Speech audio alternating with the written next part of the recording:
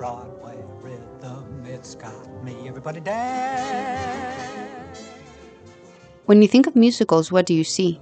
Perhaps that bright technicolor imagery, people singing and dancing in the street, hopeful characters who get the happy endings that they deserve. And what about horror? Darkness, death, spooky monsters, people screaming. These genres each have their distinct, devoted audiences. However, horror and musicals have more in common than it may seem, and in their respective generic evolution have proven to work well together in the fascinating hybrid genre of the horror musical. So, how does a horror musical successfully combine both those genres' conventions? What societal preoccupations do they respond to? And why do these films generally appeal to niche audiences and become cult classics? The most obvious example of this subgenre, as well as of the cult phenomenon, is undoubtedly the Rocky Horror Picture Show. But on this occasion we will be focusing on 3 other films. Brian De Palma's Phantom of the Paradise, the adaptation of the then off-Broadway musical by Howard Ashman and Alan Menken, Little Shop of Horrors, and the more recent, gory dystopian Repo the Genetic Opera. Obviously, there are many other examples, like 1973's The Wicker Man, adaptations of stage musicals like Sweeney Todd or Phantom of the Opera, the animated Corpse Bride or Nightmare Before Christmas, and some lesser-known small films like Stage Fright, Anna and the Apocalypse, The Lure. But the 3 films chosen for this project share a common theme, one that, as we shall see, make them perfect lenses through which to look at the horror musical. Tell our story, where to go, what to do. Could it be somebody super like you? In 1974, Brian De Palma directed Phantom of the Paradise, an original glam rock opera that combines plot elements and tropes from Gothic classics such as Gaston Leroux's The Phantom of the Opera, The Legend of Faust, and Oscar Wilde's The Picture of Dorian Gray. The film follows Winslow, a composer who becomes obsessed with a singer named Phoenix. After he is injured by a recording press, he becomes the titular Phantom. But in contrast with Leroux's Phantom, he's not a villain, but a victim of a manipulative music executive, Swan, for whom Winslow signs a contract that binds them both for life. Party of the first part gives the party of the second part and his associates full power to do with him at their pleasure, to rule, to send, to fetch, or carry him or his, be it either body, soul, flesh, blood, or goods. What does that mean? Oh, that's a transportation clause. In true horror genre fashion, the film is interested in duality and the liminal, those ambiguous positions between the worlds of the living and the dead, with Swan's contract leaving both him and Winslow in one such ambiguous position. If I'm destroyed, that gaping wound opens.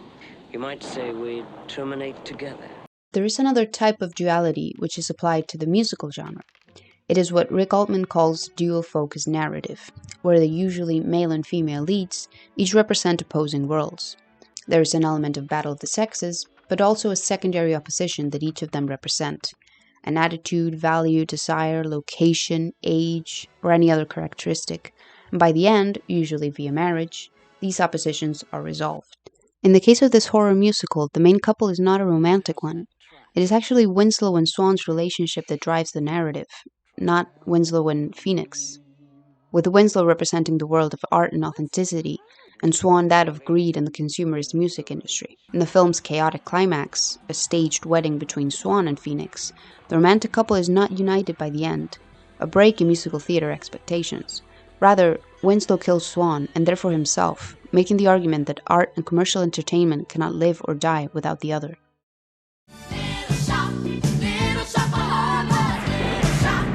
Little Shop of Horrors follows Seymour, a nerdy florist who longs to leave the rough neighborhood where he lives. He's infatuated with his coworker Audrey, going as far as naming the strange and interesting plant that he buys one day after her.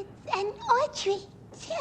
However, this plant only grows when fed blood, and eventually convinces Seymour to commit murder in exchange for fame and fortune, in a curious Faustian parallel to Phantom of the Paradise. Here there is also a romantic couple, Seymour and Audrey, and they are technically united by the end, although the original ending saw both of them eaten by the plant rather than living happily ever after. But just as with Phantom, this horror musical actually revolves around the relationship between the hero and the villain, Seymour and the plant. You're a plant! An inanimate object! Does this look inanimate to you, punk? Paul Wells writes that the configuration of the monster is central to the horror genre because of what the monster represents and the ways it addresses the limits of the human condition. In this case, the evil carnivorous plant is a reflection of man's weakness and complacency when faced with a capitalist system, as Seymour is seduced by what the plant promises. You didn't have nothing till you met me. Come on, kid, what will it be? Money? Girls. Little Shop also homages and references horror and science fiction films from the 50s and 60s, especially those that used alien invasion as an allegory for communism and the Red Scare. It's a subversion of those films because, in contrast, it is very explicit in its satire of consumerism and Reagan-era economics. A great example is in the song Somewhere That's Green, where Audrey expresses her dream for a suburban consumerist life, illustrated by the house and the products that she yearns for. Snuggle watching Lucy on a big, enormous 12-inch screen. In the song Skid Row, the characters yearn to escape their lives and escape poverty, which is why the plant is such an enticing way out for Seymour, his way to achieve everything he wants, even the girl of his dreams, but of course at the expense of others.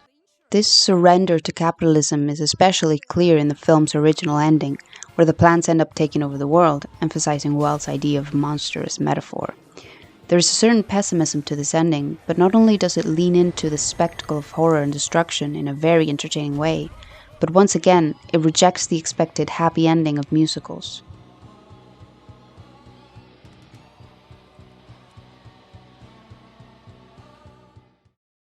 Out from the night, from the mist, steps the figure.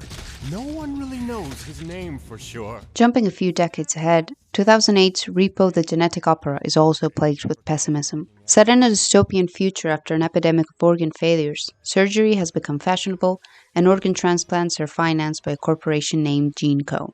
And those who can't afford their payments must have their organs repossessed, meaning they are legally murdered. He won't bother to write or to phone you. He'll just rip the still-beating heart from your chest! So here, the object of value is not the organ or life itself, but the capitalist exchange and tyranny of debt involved.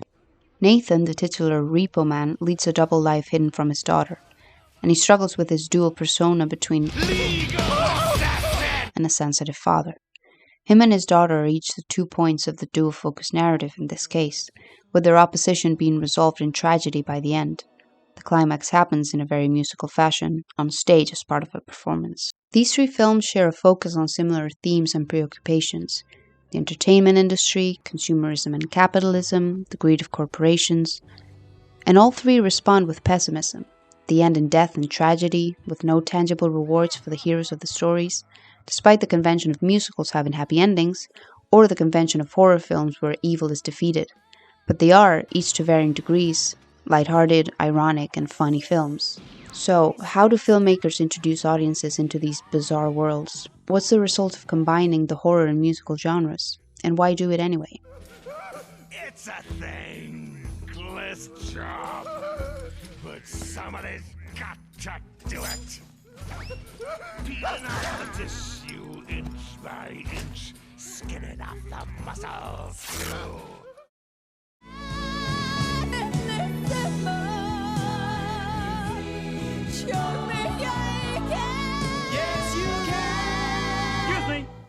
Excuse me, pardon me, beg your pardon. If you two kids would just stop singing for a moment, I've got something I want to discuss with you. A good movie musical, Janine Basinger argues, needs to succeed in seamlessly transitioning from what the audience recognizes as real behavior into musical behavior. It must take the viewer into a musical universe through a stylized presentation of life, where reality is presented not through the actions normally associated with everyday life, but through musical performance. They got the mustard. They got the mustard.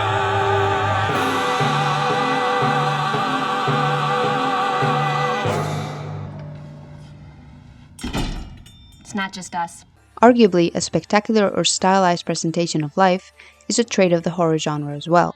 One can argue that dance in a musical number is as much a spectacle of the body as blood and gore are in horror films, something very present in Repo, for example, making it not a supernatural monster brand of horror, but a splatter film, albeit a very musical and campy one.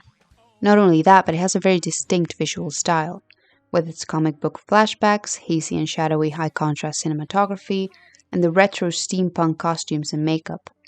Together with the over-the-top performances, the film is creating its very own particular universe, one where the constant singing is just another part of this very artificial world.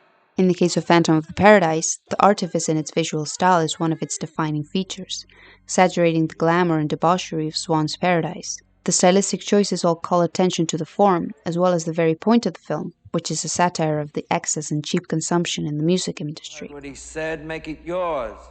As long as it sounds good, nobody's gonna care what it's about. Is that so? Nobody cares what anything's about. Is that right? In consequence of the spectacle and artifice depicted on screen, the tone of these films is generally lighthearted and comedic, sharing a tendency towards self-parody and camp, partly due to their self-awareness as formulaic genre films. Like a mop! In a groove! No one wants a thankless job! Little Shop of Horrors, with its stagey sets, the omnipresence of the Greek chorus of backup singers, the practical effects, quirky dialogues, and the lighthearted take on the themes it depicts, succeeds in establishing this musical universe that Basinger wrote about.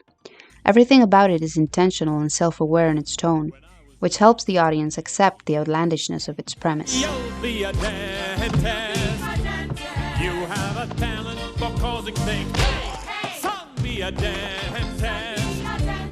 People will pay you to be inhumane. Indeed, while many examples of horror musicals are not comedic or campy, those that lean harder into this kind of silly and over-the-top tones tend to end up with the cult followings.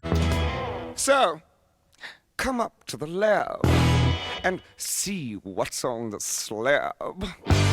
I see you shiver with anticipation.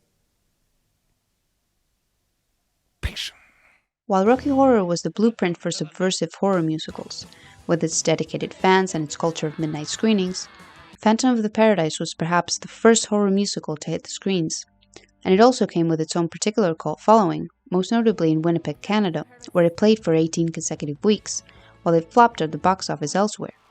Since then, however, its cult has grown over time, with audiences attracted to its oddball humor, cynical attitudes, and witty songs. Tasty, Winslow. Tasty. At that point, big budget studio musicals were a thing of the past. Hello Dolly and Dr. Dolittle flopped at the end of the 1960s, which marked perhaps not the death of the musical genre, but the death of a certain type of musical. And so the ones that followed strived to be unconventional, countercultural, or experimental, and to reject the joyous earnestness of classic Hollywood musicals. Divine decadence. And as was the case with Rocky Horror and other musicals from the 70s and onwards, the way to do so was through self-awareness, humor, genre hybridation, hence the horror musical, with many also catering to a camp cult response. In the case of Repo, its appeal to goths, queer teens, or theater kids is obvious, and while the low-budget film also flopped on release, it became a generation's Rocky Horror. Zydrate comes in a little glass vial. A little glass vial? A little glass vial. A soul-binding contract in the name of rock and roll, a manipulative, man-eating plant, a greedy corporation that can legally murder those who don't pay. The three horror musicals we have looked at share a pessimistic outlook in regards to capitalism and consumerism. Evidently, this subgenre does not exclusively focus on these themes, but there is a connection between it and transgression, subversion of genre expectations, and an appeal to niche or marginalized audiences. It's also a genre that works better the more over-the-top and outlandish it is. Someone's gonna hang if I don't get my coffee!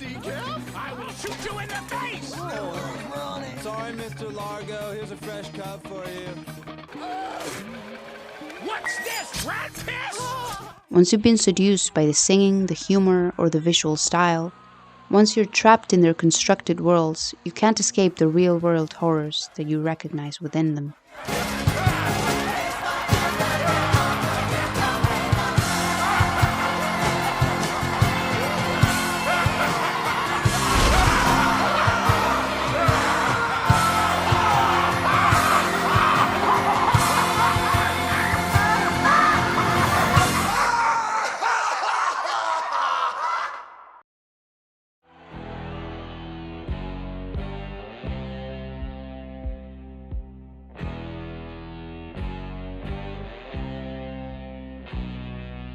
Roll on thunder, shine on lightning. The days are long and the nights are frightening. Nothing matters anyway, and that's the hell of it.